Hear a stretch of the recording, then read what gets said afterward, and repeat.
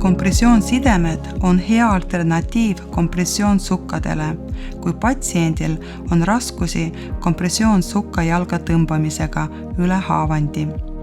Eelistada tuleks vähe venivaid elastseid sidemeid laiusega üle 10 cm ja pikkusega üle 7 meetri, sest need annavad parema tulemuse.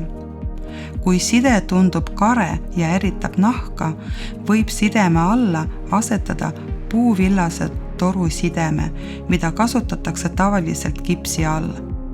Side asetatakse jäsemetele hommikul peale ärkamist, kui jalaturse ei ole jõudnud veel tekkida. Rõhuga sidumist alustatakse labajalast ja liigutakse sidemeringidega ülespoole nii, et iga järgmine ring kataks eelnevalt 2/3 ulatuses.